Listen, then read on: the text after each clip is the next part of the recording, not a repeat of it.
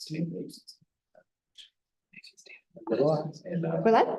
excellent. All right. Tēnā koutou katoa and kia ora everyone as we kick off the meeting for Monday, the 8th of April 2024. At what's the time? 4:32, excellent. So before we get started, it'd be wonderful if we welcome everyone to stand. We have a karakia which you can read out with us, and we'll start with this. Whakataka te hau ki te uru, whakataka te hau ki te tonga, kia mā hina ke uta, kia mā taratara ki tae, e hi ake ana te atakura, he tiro, he ruga, he hauhunga, tīmei mauriora. Thanks, everyone. So we'll just begin with apologies and just want to acknowledge that we have David Cartwright as an apology, but I also just want to reference that we have a few community board members and councillors that are on Zoom. So we have Linda and Sam on Zoom, and also just to acknowledge that this is live streamed as well and recorded. So we have a move it. Oh, and also just want to acknowledge maybe an early departure from James, depending on how time goes. So do we have a mover and seconder for this? Thanks, Shreesh. And Aaron to second. All those in favour say aye. Aye. Any against? Carried. So for item number 2, declarations of interest. Yep, Shreesh. Item 9, the funding. Okay, yeah. Okay, we can acknowledge that. Do we need a mover and seconder? No. Great. So any other declarations of interest? So we'll do item number 3 for confirmation of the previous minutes. Is there someone who would like to move the minutes from last month? Thank you, Aaron. And do we have a seconder for those? Thank you, Nicola. All those in favour say aye. Aye. Any against? No, moved. So then moving on to item number 4 for public forum, we have 3 public forum here, people presenting on public forum today. And so first up, we have Margot Korhonen. If you would like to come forward, Margot. And so with public forum, please feel free to take a seat. You've got 5 minutes, and that 5 minutes does include questions. Yep.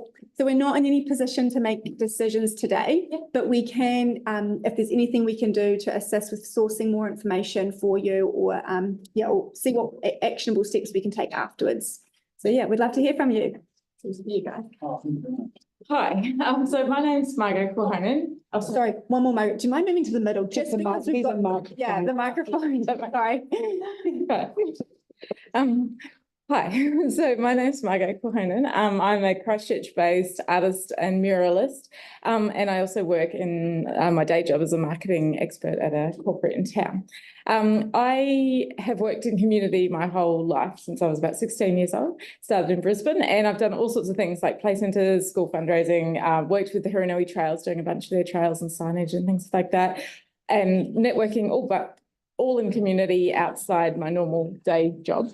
And I just love it. And a couple of years ago, I got sick and got chronic fatigue and thought I wouldn't be able to work anymore. And a friend said to me, I was wondering what I'd do. And she said, why don't you document what you're so proud of? And so I wrote a book about how to run a community project from start to finish, how to work with people, how to manage money, how to fundraise, how to apply to a place like you guys. And I just came to you today because you guys must get it all the time. People come in and say, I've got this idea and I want to do it, and can I do it? And it must be really hard to make those decisions, especially when you're on behalf of, money that's taxpayer money. So the reason I came was just because there's a whole heap of worksheets and resources in the book that are free, and they're on the website. So if you had someone who approached you and was really excited about their project, but you knew that they needed a little bit more help, or they're right at the beginning, I thought maybe if you had my details, you could look on the website and give them those free resources. I've only just launched it last month at Scorpio, and I will be trying to get it into all the libraries, so hopefully they'll be able to just go and loan a copy out. But yeah, so I just thought, because you guys are the people that everyone would come to, and you're invested in community so much, that I just tell you about it. So. Awesome. Amazing. Thank you, Margot. Yeah, Aaron, question. Suggestion that we are more for Marianne is that maybe Margot could be a guest speaker at one of the community liaison meetings. At I would some love point, that. which is where all of our groups in our area come together every quarter. Do we do 4 years? No, monthly, bi-monthly. Bi-monthly, every Oh, month. I would love that. That's what I'm looking Yeah. for, opportunities, yeah. Yeah, and be the guest speaker and talk about it, because they are all doing exactly what That's exactly it, right? you've done in the book. So, It's so cool. Mm. Yeah. yeah, so Mary Ann will arrange Thank you that. so much. With your Your comment. details out. Yes, Suresh. Question for you, if I want to promote it. Yeah. What's the best way to tag you so that Oh, you yeah. can link directly and I stay out of the discussion? I'm on LinkedIn, Facebook, Instagram, and I've started TikTok, but I'm not very good at it yet. So anywhere on there, yeah, and it's all I'll through the find you. website. There's icons at the bottom. So Wonderful. yeah, Thank you. so Great. just trying to build a movement. Yeah, but thank you, Margaret. We can also keep you in touch with some of incredible staff that are really linked in with some of the community members as well. If you've got those details, then that's something that we can. I could spend. Yeah. Well, they run an weekly Yeah, meeting. yeah, Margaret, true. Good point. Yeah, well, thank you. This is very exciting. Congratulations, Margot. That's awesome. What a great resource. Thank you. You're welcome to leave. You don't have to stay for the rest of the meeting as well. Okay, great. Next up, we have, I'm sorry, I don't know the specific names of the people speaking, but it's on the topic of Belfast School. Hi, if you'd like to tell us your names. I'm Sue Alley. I'm the principal of Belfast School. Sue. And Jonathan Brooks, I'm the presiding member of the school board at Putahi Belfast. And Linda Goodrick from the Belfast Community Network was going to present with us, but Linda's in hospital with a slight heart, she says a small heart attack. Okay. So she said she looks the healthiest person in the room, so I got an email from these guys this morning, so I knew, but Yeah. Oh, okay. it's a bit of a shock. yeah. Okay. So we're a bit we're novices at this. Linda was going to hold our hand. I'll just tell you, we've reached out for some support because I'm not sure if you're aware, Belfast School is now a 2-campus school, one on Main North Road and one on Johnswood Road in the new subdivision. And we've been working with Ashley Beaton from the City Council to get a safe walking pathway between the two sites. And we seem to have come to a dead end because Waka Kotahi have responsibility for Johns Road. It will be handed over to the City Council at some stage, but we're in this stalemate situation where the promised pedestrian refuge isn't coming up anytime soon. So we have two main concerns. One is the daily commute of our children from the west side or the west area of Main North Road across Johns Road to the senior campus twice a day. And then our movement between the two campuses. It's really important for us to be able to bring our juniors, year 1 and 4, to the senior campus regularly, and the same for the seniors to go to the junior campus. That's how we maintain our identity as one school. And at the moment, the safest way for us to cross is at the pedestrian refuge outside the junior campus, which is on Main North Road, walk up to the Z station, and then we have to negotiate that big intersection there. There is a slip lane, a small island, and then the wide expanse of road to get across. And what we have found is that it's pretty hair-raising trying to move large numbers of children safely. And we also know that when children are coming to and from school by themselves, they're darting across Johns Road randomly. They're not going to the corner. I think it was interesting earlier today, or might have been yesterday, Sue sent to myself and a couple of other people, just a timeline of the communications that we've been having. And this has been going back to 2021. And from a board's perspective, we're just really frustrated because all we want is to provide a safe environment for our students.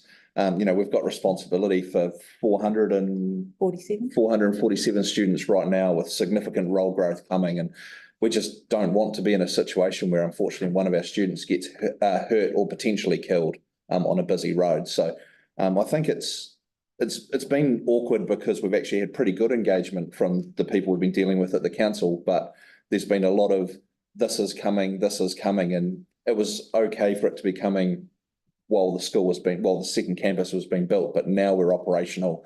It's now a risk that as a board we can't just not chase every avenue we can to protect our students. So hence why we're here to try and get some additional support. That just something needs to happen, unfortunately. Okay, well, thank you, Sue and Jonathan, for coming along today. You've got a bit of time for questions. So does anyone have any questions for our presenters today? Not so much questions, but we've been asking For ages. for ages, because then I'm sure you've been told the same things about how they're negotiating the handover and all that kind of stuff. And so maybe it's something we need to request to get an update on ourselves, where the process is at, because again, we were told at a briefing, God, I don't know how many months ago that. Originally, years ago. Yeah. The handover was imminent, because the other issue that's being raised down there is some residents want Johns Road lowered speed. It's currently 70. Yeah. And and 60 would be more realistic, but at the corner, probably from wherever your demarcation line for the new subdivision would feel right through to the Countdown corner along just past the school, a kind of a 50k triangle there. Then 60 outside of that would work, but not 70 and 60 is too much. Look, any reductions in speed limit, I think, would be very supportive of a wider sort of discussion on, because, again, it comes down to the safety of our students. Because we're talking about kids who their judgment of speed and perception of distance is not accurate. And they, when they're walking in groups, they're often distracted. They have this innate sense that cars will stop for me, and that's not what's going to happen. So, Bridget, could we get ask NZTA and our staff for an update at the board next month?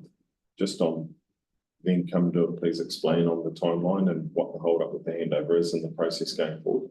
Because that way, if the mayor has to ask the minister, speed it up that way, we can. But if they're doing it at officer level, it is going to happen, then that's all cool. But political interference sometimes is helpful. Yeah, well, before we do that, Jason, you did a quick. Have you reached out to Matt Ducey yet? I've had an informal conversation with Matt. Yeah. Yeah, but I haven't asked him to do anything yet. Yeah, that's potentially another avenue. Yeah. Phil and I drove around the campus on Friday, so we went out and so he's seen it all. Yeah. Just on Friday, I was explaining the split campus and Allen Vale going out there and stuff. So we did a wee tour around. So It's pretty impressive, isn't it? it is very impressive. Yeah. So is it We're very fully proud. open now, or like? Yeah, we had our official opening.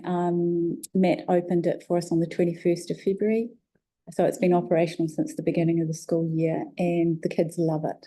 And it's making a huge difference for them to be in such a spacious environment. And there's a lot of capacity for a more full The Waimaero. first stage is built for 350, and at the moment we have just over 200. Yeah, cool. So we could, capacity-wise, we could handle effectively 700 across both campuses. Yeah. Because year 1 to 4 on the existing site, and then year 5 to 8 on the new campus. Okay. So quite a lot of growth potential. All right, we've got time for one more question. Yeah. Will it always remain a two-campus school in future, or is there going to be one campus? This is the first time that this particular model has been trialled in New Zealand. The two campuses are built so that they could become standalone schools in the future if they needed to. By 2045, it's estimated that both sites could have as many as 700 children on each one. And I'm not going to be worrying about it then. You'd probably wonder, is that too big for a primary school? It could probably still be one school, but it might need to be managed in a At completely different 1,400 way. students, that'd be a lot. It's a lot for a primary school, yeah. But it's working beautifully right now. So maybe at that stage you could apply for a cycleway, because those projects get approved quicker. Yeah. Well, thank you so much, Sue, and Thank you. for coming. Thank you so We much. appreciate your time. So as mentioned, we're not in a position to make any decisions today, but this is really helpful insight to know that you're getting frustrated with what feels like the can's just getting kicked down the road and you're not getting up to, maybe you feel like the communication and transparency could be far better. So what we can do is we can request information from staff to get an understanding around what the update is and whether it is done through a briefing, or would that be what's the best way forward, a briefing, or? Well, we can work out what the best mode of communication is, and we can make sure that that is also looped in to both of you, so you've got the update as well. Be It's fantastic. appreciated. Thank you very Thank you much. so much. Thank you very I much. mean, Yeah, Thank you. yes, Bye-bye. is that, I mean, the transport planning started with the school plan. And the school planning Yeah. started after the earthquake, like that's when that second campus was first mooted. So yeah, that's a long time. yeah. And we've had the handover for the last 10 years, that piece of road. So it's pretty bad. It's taken slow. All right, well, we've got one more public forum, and that is Dion Swiggs from Environment Canterbury. So Dion, if you'd like to come up. Now, I appreciate you've got 5 minutes, but we're happy to extend a bit of time here because I know that your presentation might be a bit longer. Yeah, I'll just try and be as quick as possible so that we're not dragging out, but thank you very much for the. I might need to go, so I take it personally. I have to go. I'll be very upset. I'll be very upset if you leave. We need you to be here. No, it's, and I thank you very much for the opportunity to present. To present our long-term plan. You guys are going through your own long-term plan process. You guys would have seen what we're doing with our long-term plan process as well, and you will have seen the headline figures of 25.4% obviously rate increase, which is quite a shock factor, so I'll get that straight away. But what we've done is we've done it slightly differently in terms of how we've come about that number. We've just said, look, this is everything that everybody's wanting us to do, and also all of the things that we need to do, and we've just put it on the table and said, here you go. And that's why it's kind of provocative, saying, what's the cost? What's the cost of doing all the stuff that you want us to do? In Christchurch, and regional council, we're really up from Kaikoura right down to Oamaru and all of the Great Lakes in between. So there's some real challenges that we're facing in terms of insurance, which is driving up some of the big costs, some of the regulatory costs, and also sort of trying to protect industry and a lot of places from actually needing to have their insurance costs go up. We're sort of having to do work so that the insurance companies will continue to cover what is effectively status quo and people doing stuff. So some of those big numbers are what's driving some of the big costs. And the other parts that we're looking at there is public transport, which is the big one for Christchurch. So there's really two big parts to Christchurch's rate demand. One will be biodiversity. There's a big push by some within the council to have a standalone $1 million fund for biodiversity. I'll be quite honest with you that they don't really know how they're going to spend it yet. So that's something we're asking a question about specifically within this long-term plan. And then public transport, which is the big driver for this long-term plan. I'll just be straight up. I've been pushing the public transport barrow a little bit within the council because I've been trying to sort of say, if we're going to make it work, we've got to invest in it and then see if it works. Otherwise, what's the point in doing it? And this is where the big costs are coming in. So there's going to be an investment in public transport of doubling basically over the next 3 to 5 years to get those core routes to actually be 10-minute routes and then getting those connective routes actually working. At the moment, the way the ECAN's been operating for quite some time, and I think it's really a hangover from when the commissioners were in there. They haven't really looked at the public transport and tried to say, how are we going to make it work? They've tried to sit within an envelope and say, yeah, well, we'll tinker here at the edges and stuff like that. It actually needs a step change to work. If it's going to work, it's going to have that. So that's why we've gone out with that and asking if people are really keen to see that. If not, we won't do it. But if you do want it and people are saying, yeah, whatever, what's not, then let's get that. But really critical part is those core routes, getting those up to the 10-minute frequency, which is the same as the orbiter. And then within that as well, I've been able to secure $1 million-ish fund to start looking at non-performing routes. Because the thing is that there's such a skeleton crew of people, we don't have any capacity to look at non-performing routes, which I know is what Aaron kind of goes on about quite a lot. Those routes that aren't getting passengers, why are they not getting passengers? There's just not the capacity. It sounds a bit counter-ridiculous to actually get people to say, let's look at those. Because once you say, look at this route over here, it sort of affects what happens at the other end of the city because they're linked from one end to the other. So it's not just as simple as saying cutting one end and then actually the other end might be performing. But why is it not performing? And then obviously Jason as well has talked about getting routes, maybe looking at getting a route up into some of those other areas and extending those routes. At the moment, there's no capacity to do that. But if we can actually get a proper team together that actually has a bit more flexibility in the plan of our bus routes, then we might be able to do that. So that's really fundamentally what I'm trying to achieve with these things, to be a bit more flexible within the bus system. However, we need to sort of understand from the communities, and you guys are really part of the community as well. So that's why I've come here to sort of talk to you about that. That's a very high level kind of picking on the specific bits that I think are probably most relevant to you guys as a community board. Higher level stuff, we've got water, flood infrastructure that really needs to be looked after. We're going to have to, within the next decade, look at the Waimāero River flood protection stuff, and that's going to need to be upgraded once again. So that's all part of the bigger costs in here that's relevant to this part of the city.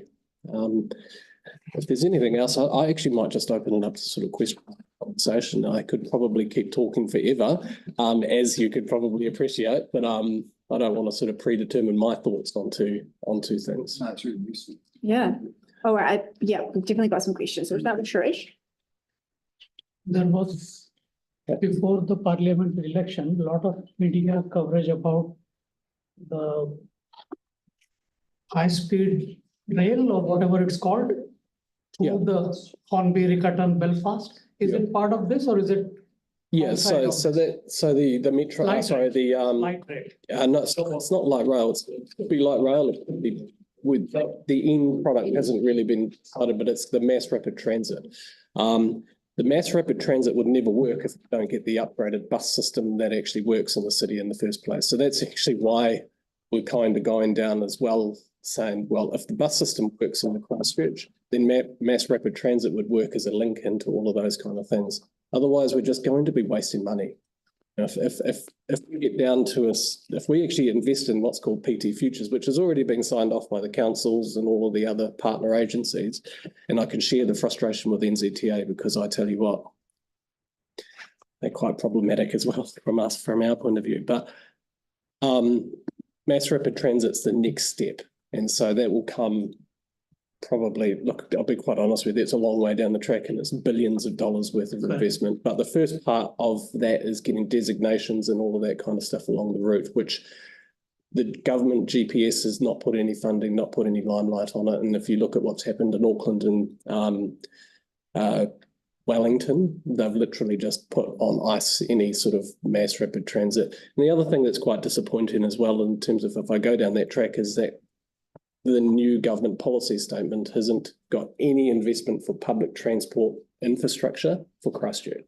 So we're looking at increasing the investment from an operational point of view. And now we're going to have to sort of look at how does that fit with, because we've got no funding to do the upgrades around the infrastructure. And that kind of ties in also with the city council infrastructure. So there is a piece of work going on behind the scenes with the council and with our two councils to try and see how we can streamline operational or the service with infrastructure. So the service gets upgraded. Let's say we get a new or more frequent buses. We need to be thinking about how the infrastructure sits well. So what does the infrastructure look like on the road? Do we improve the bus lanes? Do we have better split lanes?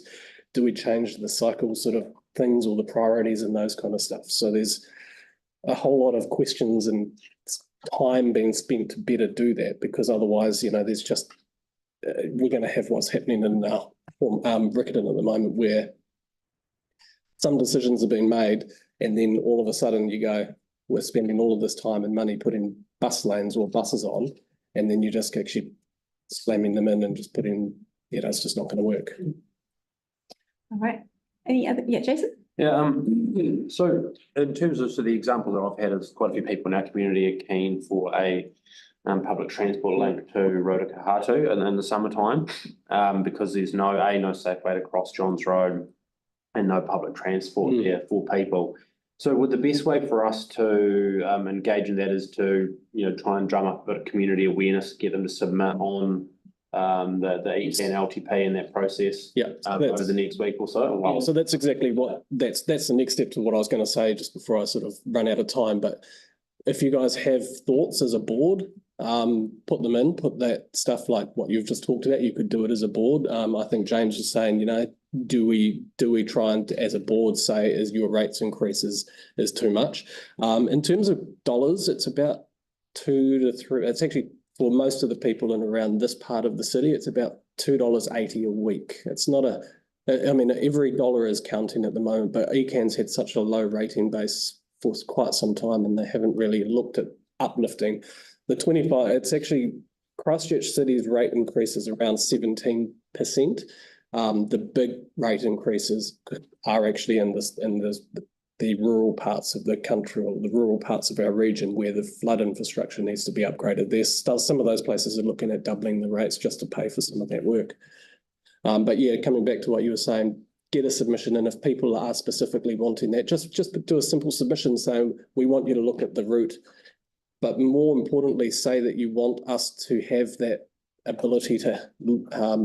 There is a specific part within our consultation that looks at putting money aside or having a fund that we can look at non-performing routes and also route upgrades or route changes, because at the moment the system is so inflexible.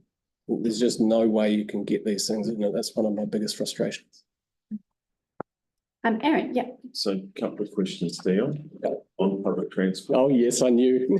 So just to clarify, page 48. Yeah. In year 1, 160.8. Yeah. Year 2, 1.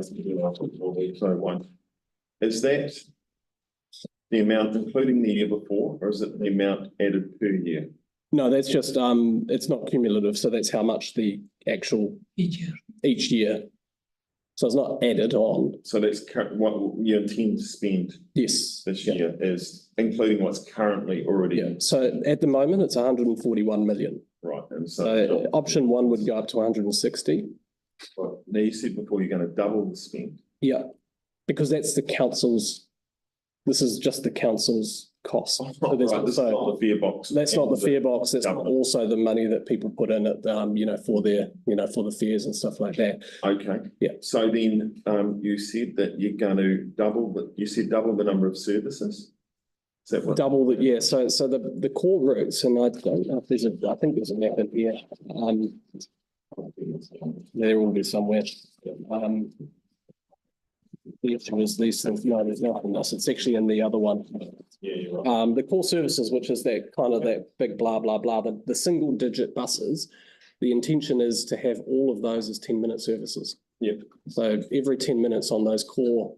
So are we doubling the number of bus services across the city? I hear that number, double the spend, double the number of buses. It's ballpark, yeah, because you're at the moment, most of those routes are about 20 minutes, so it's 10 minutes. What's the target for patronage increase? Is it double or higher? It'll be higher. I know that, so the target is higher than double. Yeah, So who do we go after if it's not? Because but you go after me. we've more than doubled the spend since the earthquakes, and we've still got a lower number now than we did pre-quake. No, actually, we're just tracking over a little bit more. I was quite shocked. Than pre-quake? Yes. Okay. I was actually very, very shocked. Those numbers? We've just got a paper coming to us tomorrow for our council meeting tomorrow that's looking at this. It's actually quite, what's the word I'm looking for here? It's quite encouraging to see the numbers actually tracking up. Okay. To where we're actually getting to. The crunch point has been for the bus service was really COVID and also then the bus driver shortages. And we've had to increase the bus driver wages considerably to just compete with truck driving companies. Right, and then looking at page 57, that one there. Yeah. That looks to me like based on a low cost property for my ward. Yeah, for your ward it would be. The public transport aspect is going to be $337. Yeah, that's a targeted, it's a targeted rate. Yeah. So what say we don't want that? Because like people in Clearwater, there's not even a bus there, and I'm going to walk 2 kilometres to a bus. So what I would suggest is that at the moment. They pay way more. Yeah. Their number's like 800. Their general rate will be more. Yeah. The PT rate is a targeted rate, so that's the same, it's flat rate. The general rate will be more. Oh, so across Christchurch, everyone pays the 308. Everybody, it's a targeted rate, so it's just the same. There is nuances around the targeted rate, Based on general property rate. value, everyone will pay Everybody will pay a 337.18 across the whole city. across the city, but then you've got the general rate. It's not, because not all public transport is targeted rate. So there is a part that's in the general rate because of the accessibility to public transport, blah, blah. But what I was going to say is that if you want to talk to people about the makeup of how much they want to pay, I would suggest saying, where are the routes and what's the access to public transport? So, but what you said, people are telling you this is how they want you to spend their money. Public transport, all the other stuff, I don't disagree. All the stuff you do around rivers, rubbish, blah, Yeah. blah, that's all. No problems with any of that.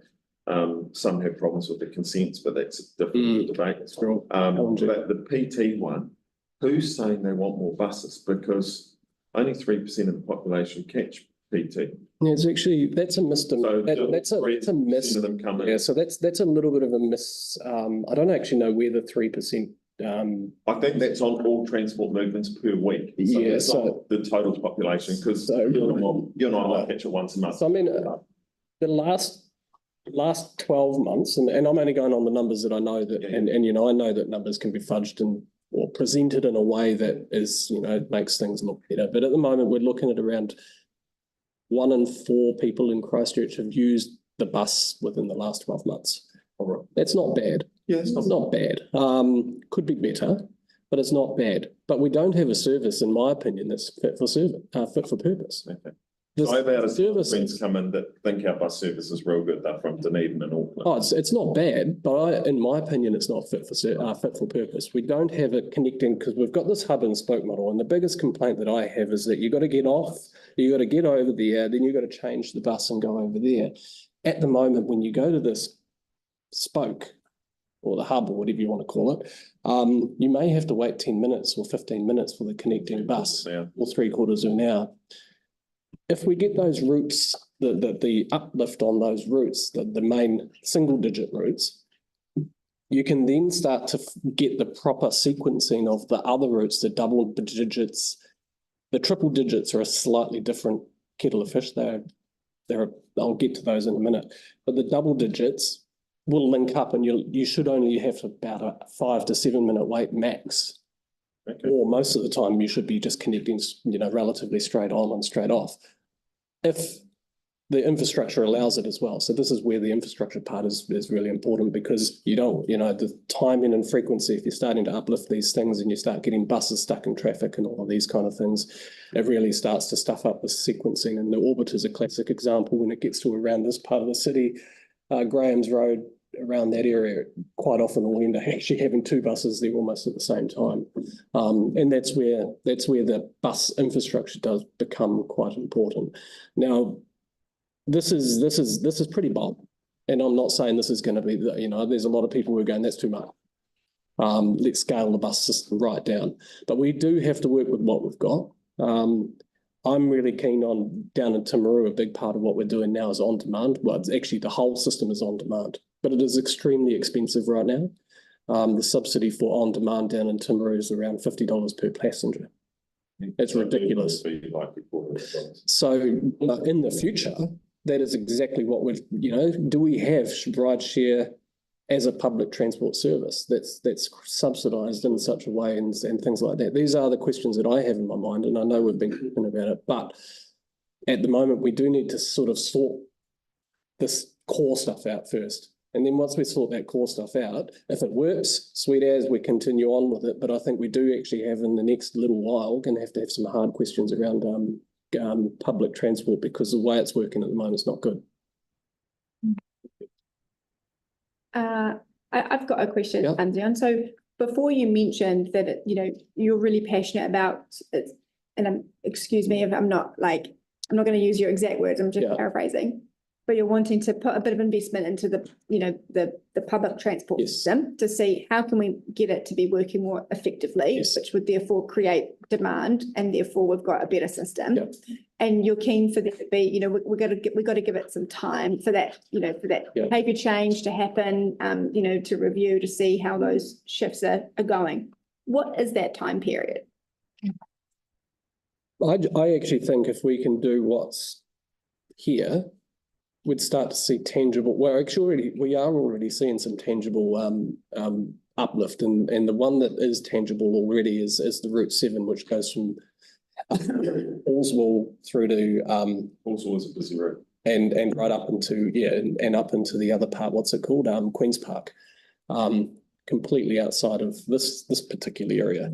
But that is already starting to show that the increase in frequency, like we've actually had to put another $1.5 million investment in, because actually the frequency is so much, but that gets paid back by the wages. I mean, not the wages, the fare box recovery is straight away. It's just an investment that you can make in those sort of things.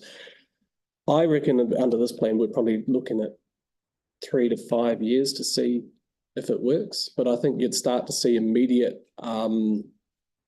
uplift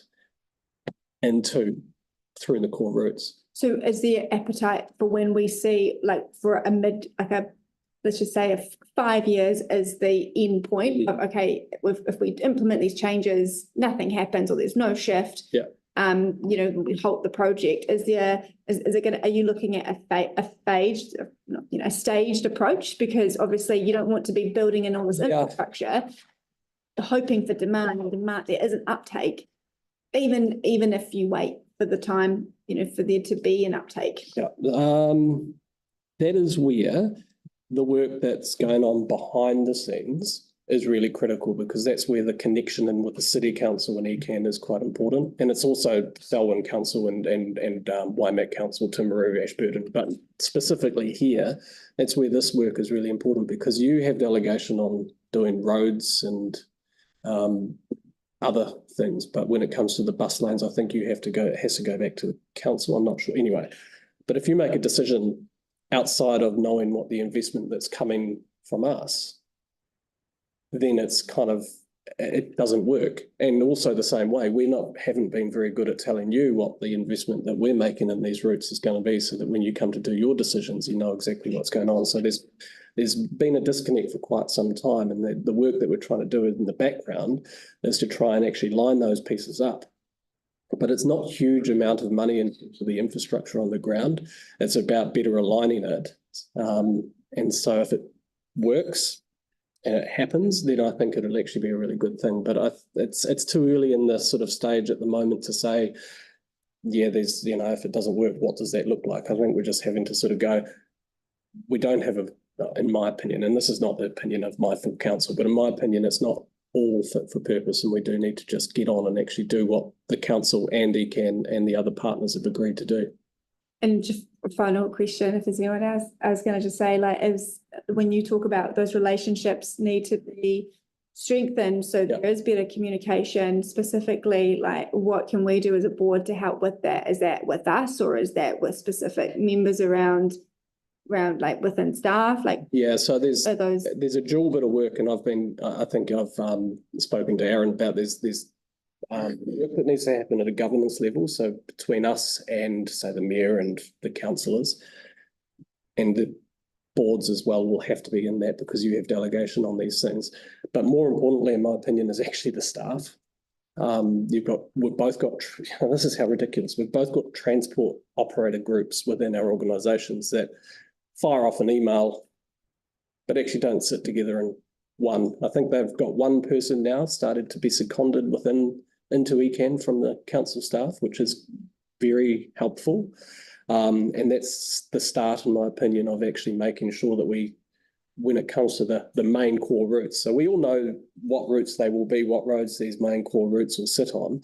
When it comes to making decision-making on that, I think at the staff level, it needs to be a trigger in there to say, well, how does that fit in with what we're doing? And that is starting to happen, but it's early days at this point in time. Yeah, that makes a lot of sense. Well, it's good to see some change happen. I'm fingers crossed, but I'm not I'm trying to sort of like put on a show, I suppose, about, making it work. The proof is going to be in the pudding, and we do need to sort of make sure it, if it is working, then cool. If it's not working, we do need to make, as, Aaron was saying, we need to actually say, yeah, that's not good. But I am really, and that is why we've got that money set aside in this long-term plan to say what are the non-performing routes, because we do have non-performing routes. And there's no point in having them with big buses, as Aaron's always going on about.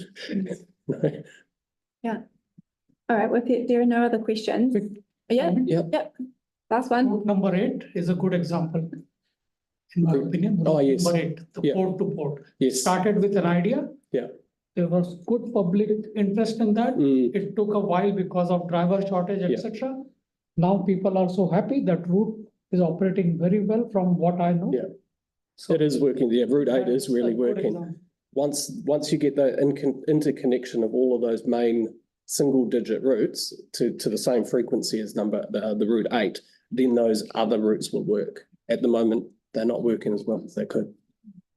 So make a submission. Thank you very much for your time. Do encourage others to make a submission, especially around, either quantum of rates, maybe where we can prioritisation. There's some really specific questions in here that we're kind of asking, but I just wanted to daylight what we're up to. And I just wanted to, there's no plans to stop the super gold, yeah. for free, No, there's no. between what time is it, 9 and 3 or 9 and 2? We have some real challenges moving forward around fare box recovery. At the moment, it's only 8%. We need to get that up to about 20-something%, and that has to be through fares that we charge people. But that's not going to change Super Gold. Starting next month, children will have to pay $1. They've been previously been free. That's because the funding from the government's been cut. Yeah. Okay, Okay, thanks. I think we're sort of. Yeah, sorry, yeah. Comment, and it's all right. It is, There's no question, Aaron. it's not a question, it's just a comment there on that. Okay. I'll leave it, sorry. Fair enough. You can pick me if you want. Yeah, you've got the details. You said on Facebook. No, there we go. Thanks so much, John. No, not a problem. And if you do have any specific questions, you're more than welcome to sort of ask. I'll Thank leave this one here. You want to? We've all got one. We've all got one. You want to hold on to that? No, Sam. Oh, yeah. I Okay. gave you all Cool. these for you guys. Thanks, Sam. I've got heaps. Thank so you. much. Thanks so much for your time. All right, so that's public forum. We have item 5, we have no deputations by appointment, and nor do we have presentation of petitions for item 6, which takes us to item 7, staff reports. And first up, we have the discretionary response fund. Hey, Lisa.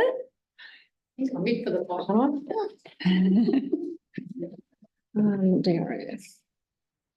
Oh, okay, so we received a DRF from the Fendalton Park Croquet Club, and unfortunately the specialised lawnmower that they need for their greens, they've been eking it out, but it's, about to die, I think. So they've done really well, and they can contribute quite a large sum financially for themselves, and they will apply to other, I know. Very specialised for the tournament play and the height of the grass that they need to cut and everything. But yeah. So we've, they're applying to RATA, and they've already received, I think, funding from NZTA as well, NZCT. Any questions, Lisa, for this particular? Trish? Only question is there a way that the different clubs could share such expensive asset? I have no idea. Because They we use, during the season, they use it quite regularly, and Yeah, I'm not too sure. it's logistically challenging. Yeah, that's what. Yeah, I mean, it's a good idea. Because Driving around and picking it up. No, we have 3, excellent Yeah. facilities in Yeah. our patch. Very good And all of them facilities. hosted the world Yeah. championship, so it's a matter of time, but then it's an expense for all of them. True, yeah. Well, actually, do we want to talk about the other one as well and move them Yeah. together? Happy to do that. So that's the YDF? Yeah. Yep.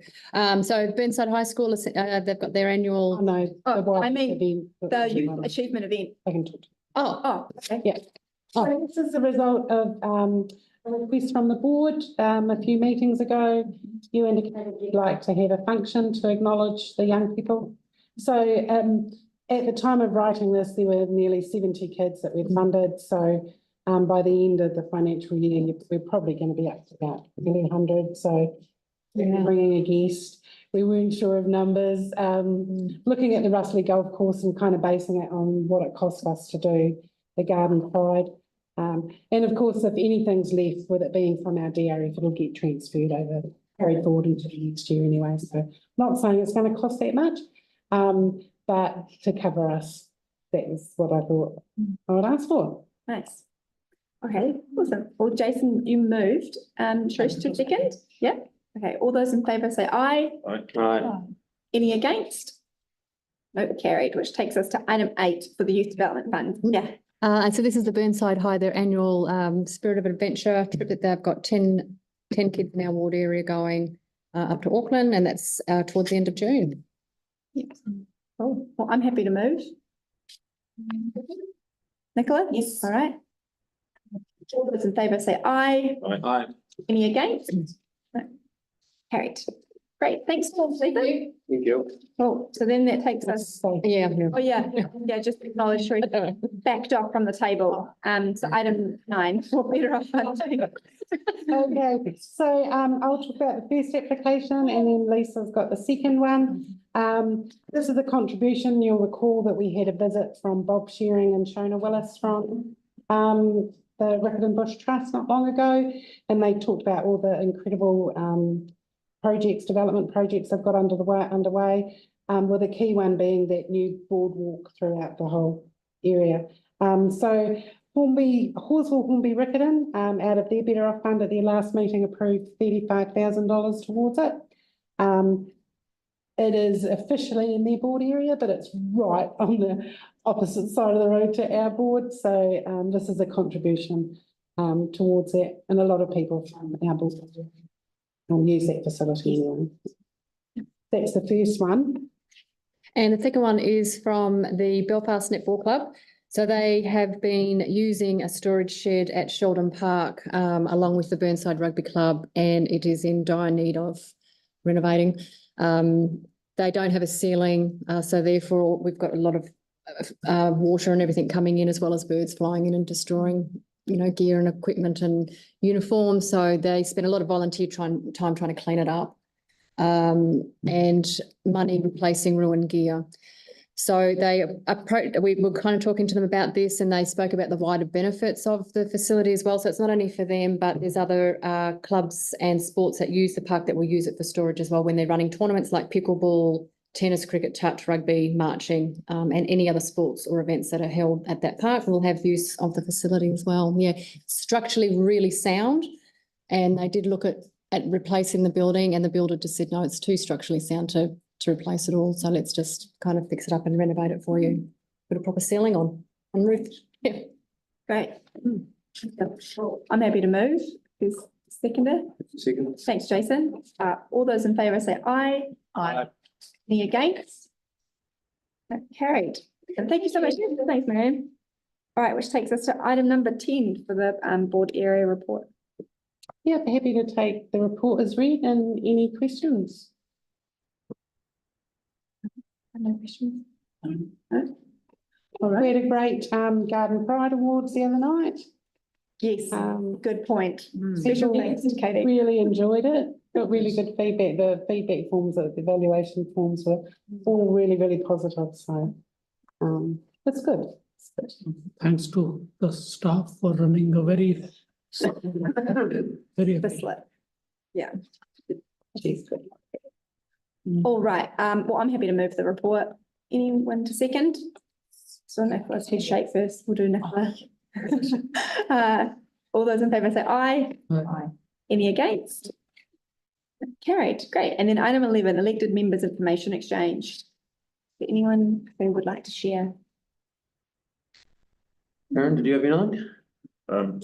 Yes, yeah, so a couple of quick things around in where's Peter's place? What's Saracen Ave. Saracen Ave, yeah. So I'll pop round today and because he's right next to the reserve. the Sticksville Reserve, and there's a path that goes beside his place, around behind his place. Now, at the back of their place, they'd moved some flowering plants from around the front, put them in the garden behind their house. I planted a cherry tree there and stuff as well. Now, most of the reserve is natives, as you'd know, but that's on the right-hand side of the path as you walk around. Everything's natives. On the left-hand side, some of it's natives, including stuff planted by the council. You know, the council come through recently spraying and have basically nuked the plants that they put around there. And so the other gentleman that was there today, they're going to prune them right back and see if they come back to life and things like that. And they weed it and look after this whole patch, which is in the reserve, but they look after it and just want permission to be allowed to look after it and have it nuked. And potentially, if someone wants to drop off a couple of scoops of mulch, they'll mulch it all as well, so it stays all tidy and do all the work. But yeah. And then there's long grasses along where the big giant gum trees are. There's grasses growing there, and I'd love them to be ripped out and it all put into lawn. But I'll mention that to Anthony and see what he says. But I kind of know the answer will be because then the council would have to mow the lawn because there's no houses there. Whereas on the other side, there was grasses that the council's ripped them all out because they're a problem. They collect rubbish and they're a fire hazard. But I can imagine the council won't. But given how dry it is along there, one cigarette butt would get those gum trees going. It'd be spectacular because you'd see it from a number of suburbs because the trees are so big, but it's not what we want to be known for in the northwest. So has that been reported through any other method, or is that you reporting it now? I'm reporting it now, and so just raising it here, how do we want to do it? Yeah, we'll Yeah, you'll have it. link up with the Yeah, appropriate so staff. the spray crew might not spray as hard Yeah. as much around. The properties are pretty obvious. I've got photos if you need them. Yeah, that'd be great. And then on Friday, I did the ward tour with the mayor and took them around a number of spots. It was a great day for it. So there's that resurfacing. We had some complaints about Northwood Boulevard was being resurfaced. Some people didn't like the waste of money. So they've used a new product which goes on top of asphalt. And it costs the same amount as doing a chip seal. And this product comes in from the US and it's meant to give you about another 5 to 7 year life. And then you just do another coat and then you do another coat. So it looks after the surface underneath. Whereas what a lot of people don't know is the council's current policy is if you've got an asphalt street and it's up for renewal, they will chip seal it. And people in Northwood and similar neighbourhoods certainly do not want chip sealed streets. They bought asphalt streets because they like asphalt streets and they're a lot quieter, and there's a number of reasons. When your kids fall over, they don't skid on a grater, so to speak. So it's you just get a rash, a burn, but it's not the same as having the skin removed. So they people prefer them. It's a great product. It's eco-friendly. Like even the workers didn't even have gloves on. They're working away with this product, so it's good all round. So if you're in the area, go have a look. They came and talked to us about that. Remember, it was the Botox version. Right. Yes, yeah. Well, that's essentially at work, and so that, and then we went and looked at the rail crossing. I took Phil down to see that, and some guys were in replacing the pipes and the chlorine pipes and the water pump.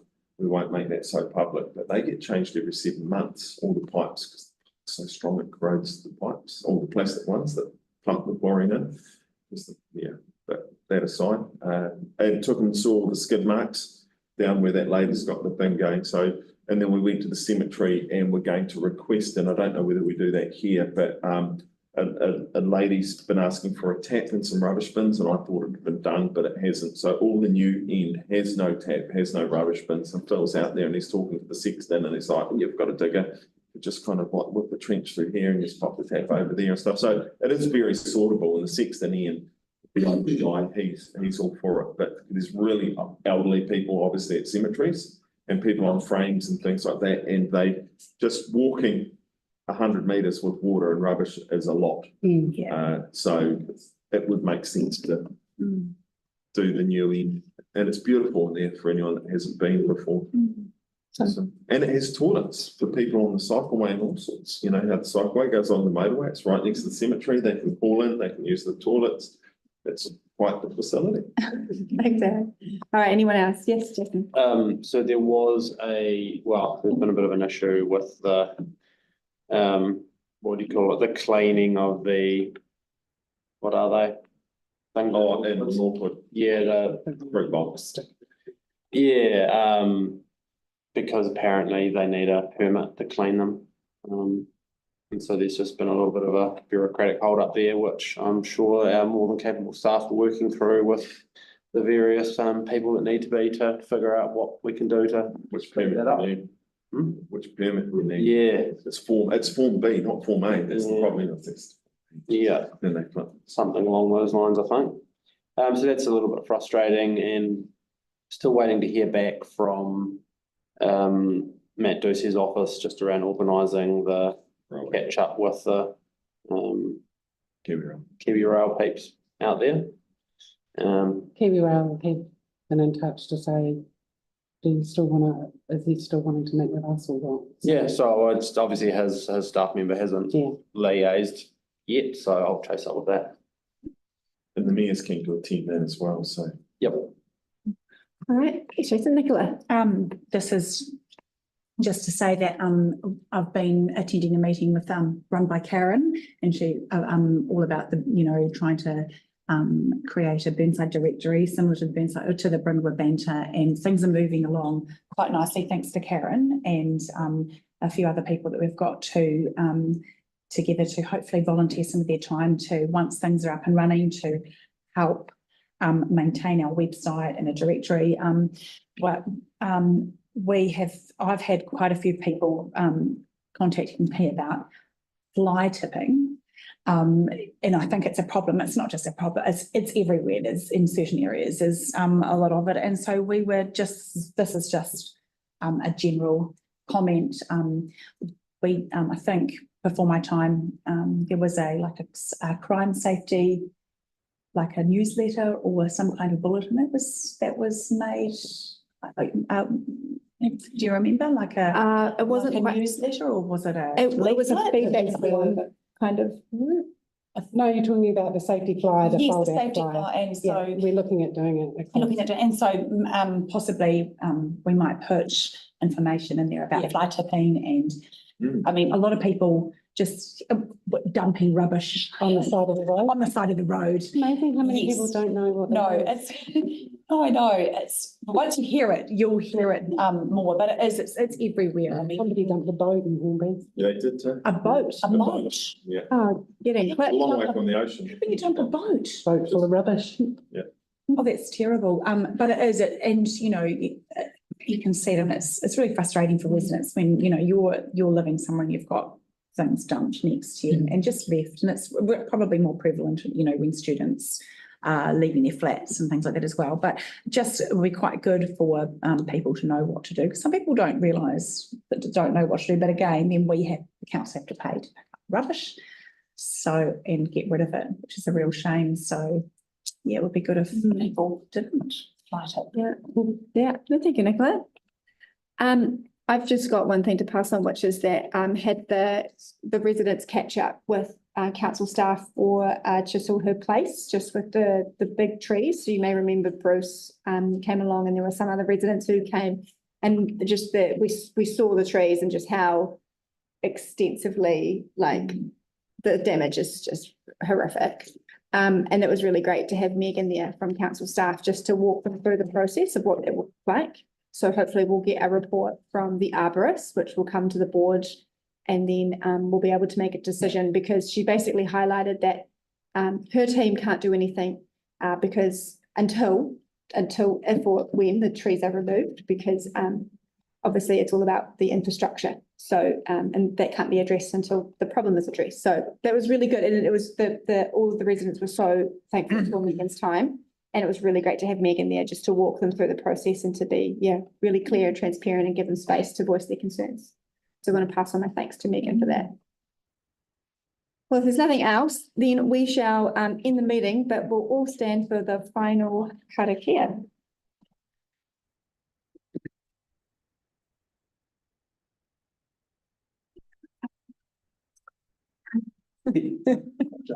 No, no worries. We'll just wait till it's up there. Yeah. I do not have it can Mine- memory. Mine's not on my screen. God, I can do this.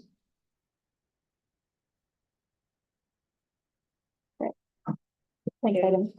Unuhia, ki te uru tapanui, kia wātea, kia māma, tēnā nō, te tinana, te wairoa, I te ara takata, ko ia rā e rongo, whakakairea ake ki runga, kia tina, hui e, tai haere. Thanks, everyone. And we will officially end the meeting at 5:32 PM. We're still, well, let me know when we stop live streaming because we'll also pause.